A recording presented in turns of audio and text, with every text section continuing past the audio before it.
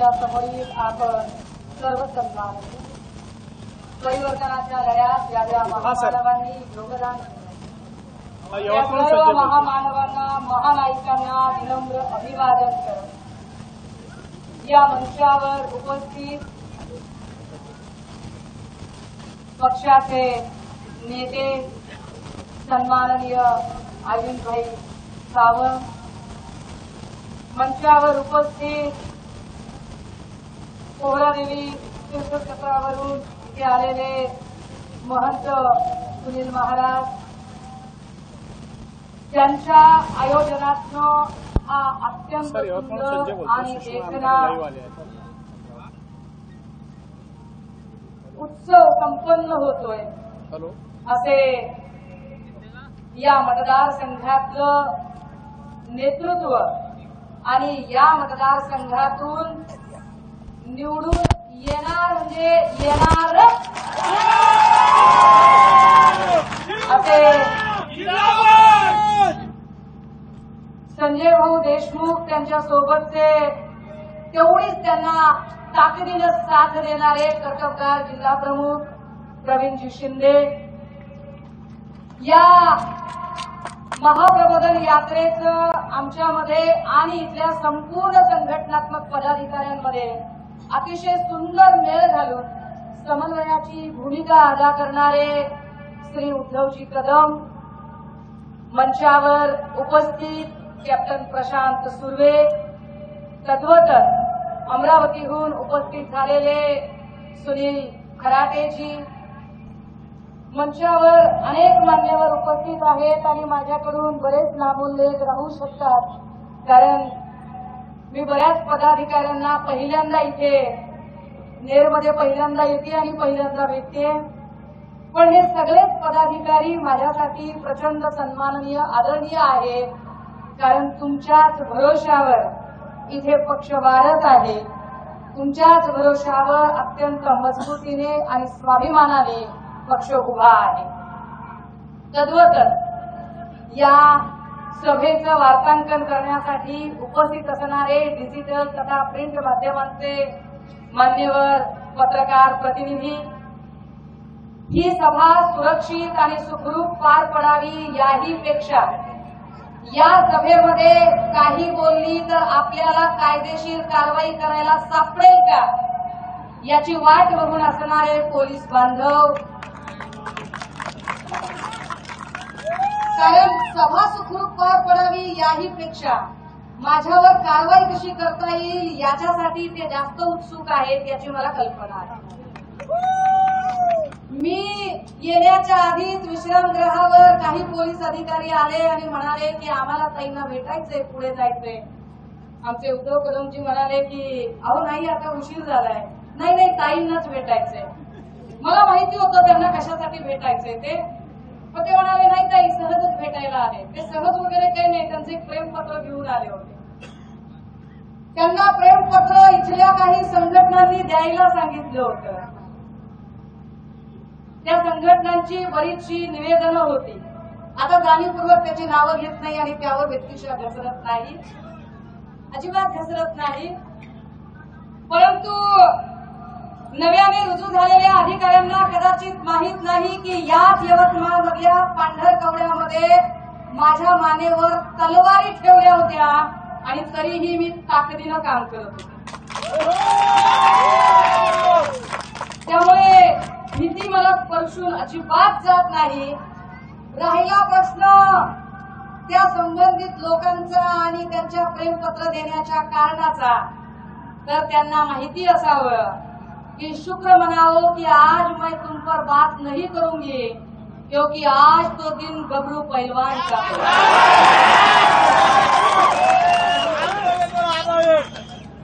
काय काय नावं असतात, लय काय नावं असं आपल्याला काय येतं त्याच्यात आपल्याला नाही पडायचं।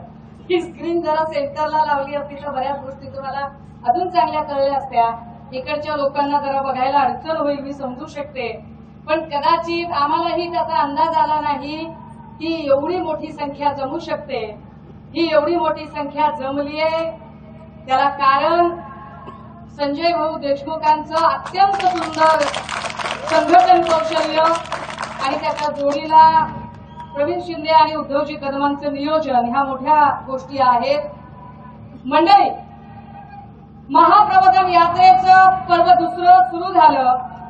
नागपूरमध्ये आम्ही उद्घाटकीय सभा केली आणि एकाच सभेने काय आश्चर्य, विरोधकांच्या बुडाखाली जाळ लागला. फार वेगवेगळ्या पद्धतीने मग त्यांची ट्रोलधाड सुरू झाली. वाटेल त्या पद्धतीने, गलिच्छ पद्धतीने काही लोकांनी त्यांना जसं जमेल तसं, पृथ्वीचा आकार केवढा ज्याच्या त्याच्या डोक्या एवढा, कारण ज्यांना लॉजिकने बोलता येत नाही, ज्यांना तर्कशक्ती आणि अभ्यासाने मुद्दे खोडून काढता येत नाहीत, ते व्यक्तिगत पातळीवर उतरतात. आम्हाला त्यावर काही फार बोलायचं नाही आणि आम्हाला त्या भानगडीतही पडायचं नाही. पण सकाळपासूनचा दिवस अत्यंत ऊर्जादायी दिवस होता. सकाळी ज्या पद्धतीने यवतमाळमधली पत्रकार परिषद, त्यानंतर पोहरादेवीतलं जे आमचे उपोषणाला बसलेले सगळे गोरमाटी भाऊ होते, त्यांच्याशी संवाद. आज त्यांनी आमच्या विनंतीला मान देऊन उपोषण सोडलं. व्हीजेएनटी मधलं डीएनटी आणि अ व गटाचं जे आरक्षण आहे ते आंतरपरिवर्तनीय आरक्षण आहे आणि त्याच्यामध्ये काही बोगस जात प्रमाणपत्र काढून लोक कसे घुसतात आणि आमच्या अधिकारावर हात मारतात, तो तसा होऊ नये. वारे कमिटीनुसार कारवाई झाली पाहिजे. विधिमंडळामध्ये एसआयटी चौकशी नेमली पाहिजे. या मागण्यांच्यासाठी पोहरादेवीवर काही आमचे भाऊ उपोषणाला बसले होते. महंत सुनील महाराज आणि संजय भाऊ या दोघांच्या पुढाकाराने समन्वय करत ते उपोषण त्यांनी आज सोडलं. ही महत्वाची गोष्ट, कारण मी तिथेही सांगितलं होतं आणि मी इथेही पुन्हा सांगते, मोबी गोरमाटीचं मार तमार ना येच आणि तुम्हा सगळ्यांना खास बोलण्यासाठी, भेटण्यासाठी, तुमच्याशी तुमचे प्रश्न समजून घेण्यासाठी म्हणून मी इथं आलेली. दिवसभरात अनेक गोष्टी समजून घेत होते. त्यातली एक महत्वाची गोष्ट, यवतमाळला ह्या पूर्ण जिल्ह्याला व्हाईट गोल्ड सिटी असं म्हटलं जातं, कॉटन सिटी असं म्हटलं जातं. इकडे कापसाचा प्रचंड पेरा असणारं हे क्षेत्र, पण हळूहळू कापसाचं क्षेत्र कमी होताना दिसतंय. आम्ही येताना काही बांधावर थांबून काही महिलांशी बोलण्याचा प्रयत्न केला. गोरगरीब बिचाऱ्या मावल्या त्या निमूटपणानं कापूस वेचत होत्या. शेताचा मालक सांगत होता, ताई उत्पादन खर्च हा उत्पन्नापेक्षा जास्त आहे, आम्ही काय करायचं सांगा. कापसावर लाल्या रोगाचा प्रादुर्भाव पडलेला आहे, अतिवृष्टीचं संकट आहे. सरकार मात्र शासन आपल्या दारी असं करत स्वतःची पाठ थोपटून घेण्यामध्ये व्यस्त आहे. सरकारला तिकडे बघायला वेळ नाहीये. आणि कापूस वेचणाऱ्या माझ्या माय माऊल्या, ज्यांच्या अंगावरचे कपडे सुद्धा जीर्णशीर्ण होते, ते जीर्णशीर्ण कपडे बघून मला इंद्रजीत भालेराव सरांच्या त्या ओळी आठवत होत्या. कापसाच्या बोंडाले चंद्र चोरू चोरू पाहे, माय माऊलीची मांडी कशी उघडीच राहते. काय आम्ही दुःख घेऊन आलोय, काय आम्ही दैन्य घेऊन आलोय की आम्ही एवढ्या खस्ता खातोय, तरी पण आमच्या विदर्भातला फेरा काही संपत नाही. विदर्भाच्या नावावर राजकारण करणारे नेते फार मोठे झाले. एक तर आता आधी मामू आणि आता उपमामू झाले. राजकारण करताना ते तेव्हा असंही म्हणाले होते की वेगळा विदर्भ झाल्याशिवाय मी लग्नच करणार नाही. असो ते असं काहीही बोलत राहतात. बऱ्याच गोष्टी ते काही त्या पाळत नाहीत. पण राजे हो, या सगळ्या कॉटन सिटीचा सध्याची अवस्था काय आहे आणि सरकारने या संबंधाने काय पद्धतीचं राजकारण केलं. तुम्हाला इलेक्शनला आम्ही महाप्रबोधनचा हेतूच आमचा हा आहे की या निमित्ताने नुसत्या टीका करण्यापेक्षा, व्यक्तिगत कुणावरही काही बोलण्यापेक्षा एक आरसा तुम्हाला दाखवावा, एक प्रबोधन जनतेचं व्हावं की ऐन निवडणुकीच्या काळात जे लोक वेगवेगळे वादे इरादे करतात, ते लोक ते वादे इरादे पूर्ण करतात का. दादा, एखादा असेल व्हिडिओ तर लावा बरं, बघा तरी की हे लोक काय बोलत होते आधी आणि आत्ताची काय परिस्थिती आहे आणि कशा पद्धतीने ते लोक वागतात. झूम करताना ते बघा.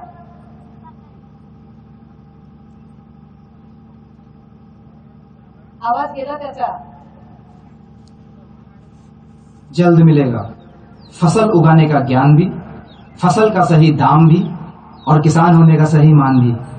अच्छे दिन आने वाले हैं बाबा। वो कैसे? मोदी जी को जिताएंगे, भाजपा को बहुमत दिलाएंगे, कभी अच्छे दिन आएंगे। अच्छे दिन आने वाले हैं। कमल का बटन दबाएंगे, भाजपा जिताएं। या कांद्याला भाव नाही, आम्ही काय करायचं? शेतकऱ्याला का मारून टाकायचं का तुम्हाला सरकारला? त्या शिंदेला निवडून दिला, त्या शिंदेला देवीला पाडायला म्हणा कांद्याला भाव दे। आता काय करतोय तू म्हणा मोद्याला म्हणा? आम्हाला काय हाय का? आम्ही वावर गाण ठेवून करतो, काढलं लागवड केला ना, आम्हाला मरायचा वखत आलाय। तो क्या सोचा आगे जाकर क्या करना है? किसान दादा हो, बांधावरची सरळ साधी बाई आहे। मोदीजींच्या जाहिरातीमधल्या कॉर्पोरेट मॉडेल नाहीये, ही जिवंत उदाहरण आहे की एकीकडे सरकारने सांगितलं होतं की आम्ही आल्यावर शेतीचं असं होईल तसं होईल, वो अच्छे दिन आएंगे। आता आम्हाला असं वाटतंय की हम अच्छे दिन लाएंगे, जब तुमको घर भेज देंगे तब अच्छे दिन आएंगे। कारण ज्या पद्धतीचं राजकारण इथे चालू आहे, मागच्या 2.5-3 वर्षात जे राजकारण आपण जवळून बघतोय, लोकांच्या हिताचे प्रश्न बाजूला पडलेले आहेत। त्याला तुम्ही पुढच्या व्हिडिओसाठी तयार राहायचे। लोकांच्या हिताचे प्रश्न सगळे बाजूला पडलेले आहेत आणि फक्त कुरघोड्यांचं राजकारण तेवढं शिल्लक राहिलेलं आहे।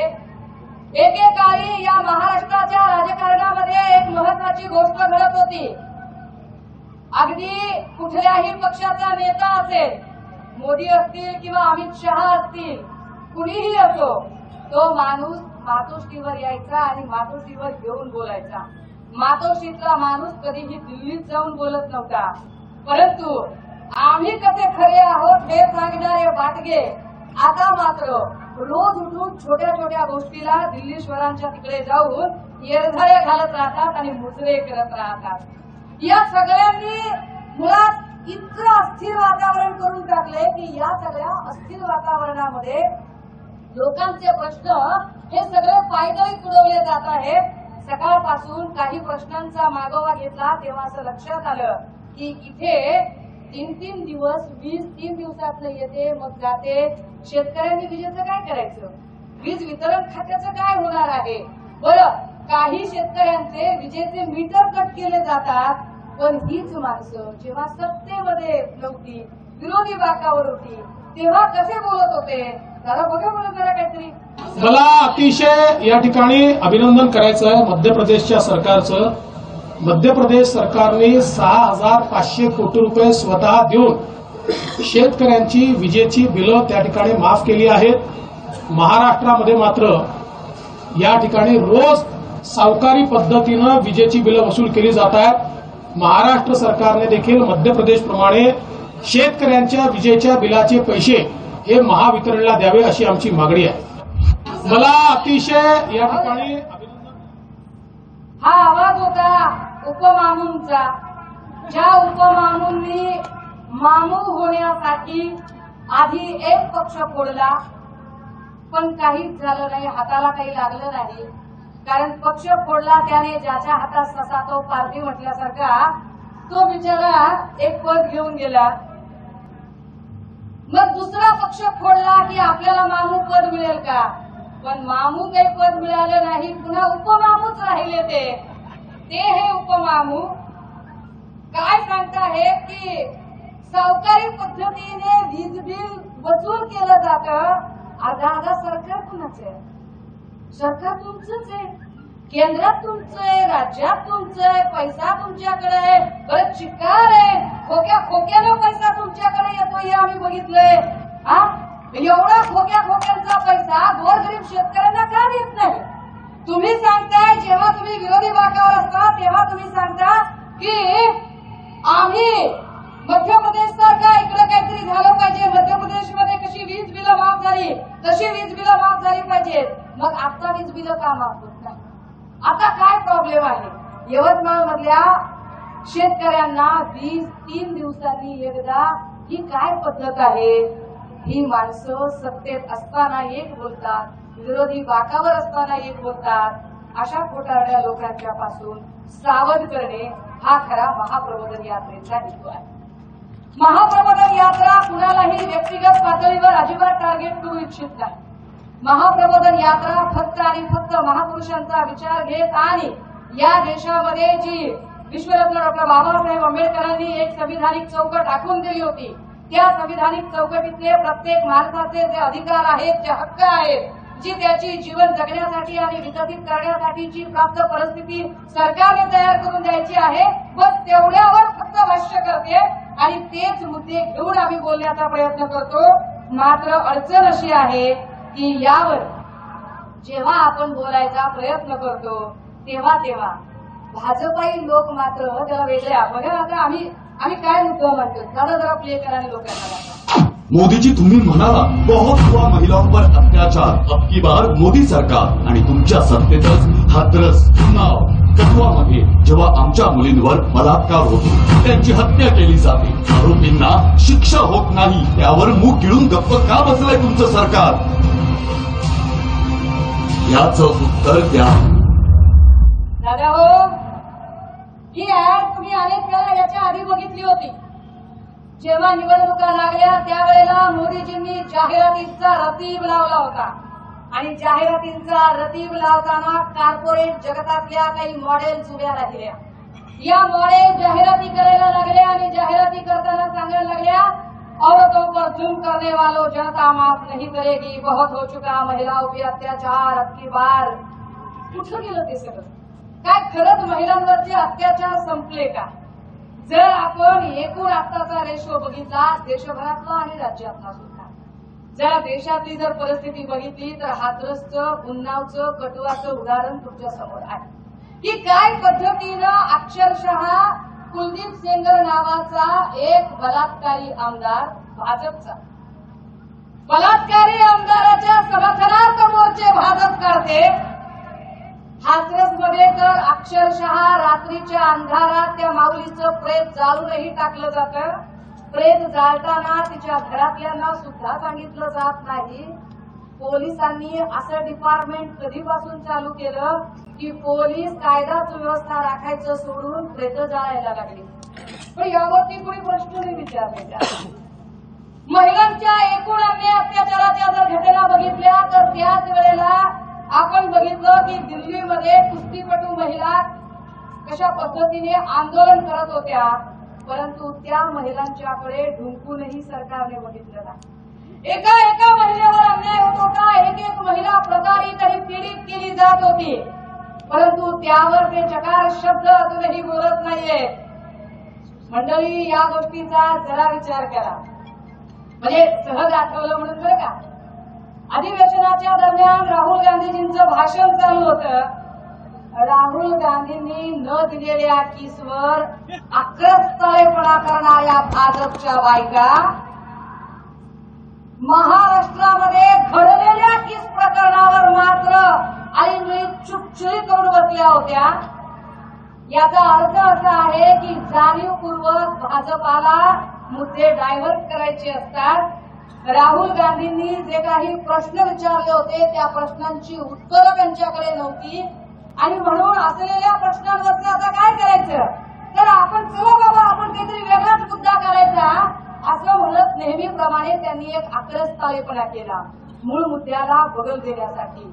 आपण कधीतरी विचार करतोय का की जेव्हा एखादा महत्वाचा मुद्दा चालू असतो त्याच वेळेला चायनाने आक्रमण केलं, पीएफआयचे एवढे पकडले, याम झालं त्याम झालं, अशा बातम्या काय येतात? जेव्हा कधी आपण एका महत्वाच्या मुद्द्यावर बोलतो, भ्रष्टाचाराच्या मुद्द्यावर बोलतो, महागाईच्या मुद्द्यावर बोलतो, महिलांच्या सुरक्षेवर बोलतो, नेमकं त्याच वेळेला मोदीजींनी कुठेतरी सर्जिकल स्ट्राईक केल्याच्या बातम्या येतात. आपण कधीतरी शांत डोक्याने त्याचा विचार केलाय का? दादा जरा लावा एक व्हिडिओ. गवळी यांनी 18 कोटी कॅश उचलली तर 7 कोटी कपाटात ठेवले. त्याने 100. तुम्ही आधीच दुसरा व्हिडिओ लावा, तुमचा सगळा क्रम सुटला.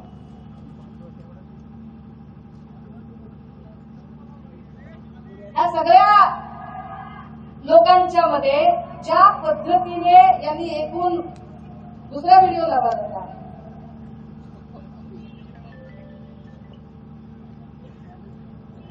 यांनी जे काही राजकारण केलं या राजकारणामध्ये महागाईवर बाता आधी मारत होते, इलेक्शन काळात खूप महागाईवर बाता मारत होते आणि महागाईवर बाता मारताना एक बाई तुम्हाला आठवत असतील, अशा सिलेंडरवर बसलेल्या बाई त्या मानत होत्या की बहुत अभी सिलेंडर बहुत ज्यादा बढ़ गया है, बहुत सिलेंडर का भाव बढ़ गया है.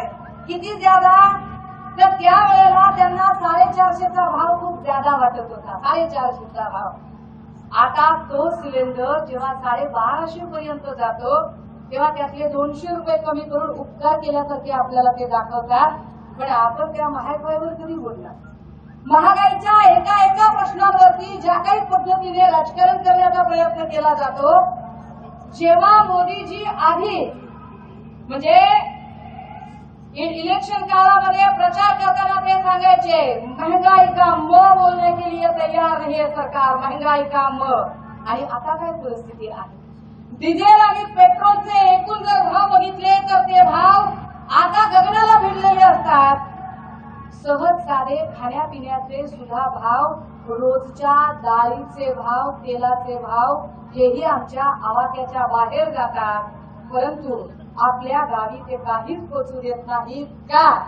कारण आपल्या डोक्यात ते वेगवेगळे मुद्दे टाकतात. व्हॉट्सअप युनिव्हर्सिटीच्या माध्यमातून व्हॉट्सअप युनिव्हर्सिटीतले त्यांचे काही विद्वान काही मेसेज पसरवण्यामध्ये फार माहीर असतात.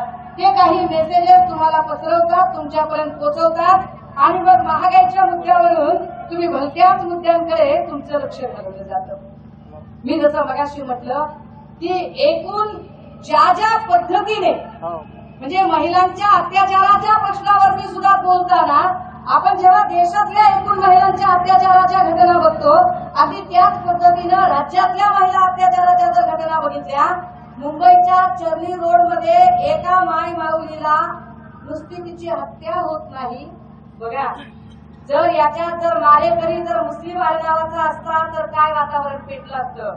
लव जेहाद करत किती मोर्चे काढले असते राणी बिनेच्या पोरांनी.